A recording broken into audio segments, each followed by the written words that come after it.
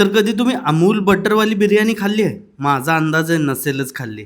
तर चला बघूयात कशी बनवायची. चिकनला आधी मॅरिनेट करून घ्यायचं आहे. इथे मी 1 किलो चिकन घेतलं आहे.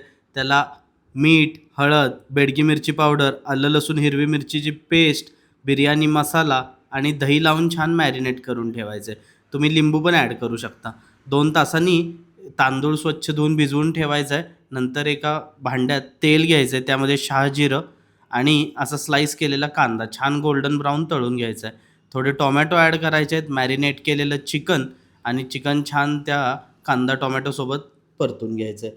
नंतर पाणी गरम करायचं आहे. त्यामध्ये थोडे खडे मसाले, मीठ आणि तांदूळ शिजवून घ्यायचं आहे. शिजलेल्या चिकनवर थोडंसं कोथिंबीर, कढीपत्ता, नंतर इलायची पावडर आणि थोडी क्रीम ॲड करायची आहे. इथपर्यंत जर तुम्ही पोचला असाल तर मित्रांनो, अमूल बटरची बिर्याणी काही वेगळं नाही आहे. त्या दिवशी मी फ्रीज उघडला आणि बघितलं तर तूप बऱ्यापैकी संपत आलेलं. म्हटलं आता तूप नाही आहे घालायला तर काय ॲड करूयात, म्हणून मी अमूल बटर ॲड केलं आहे. साधी सिंपल आपली नेहमीचीच बिर्याणी आहे. पण ही रेसिपी नक्की ट्राय करा आणि सांगा कशी वाटली.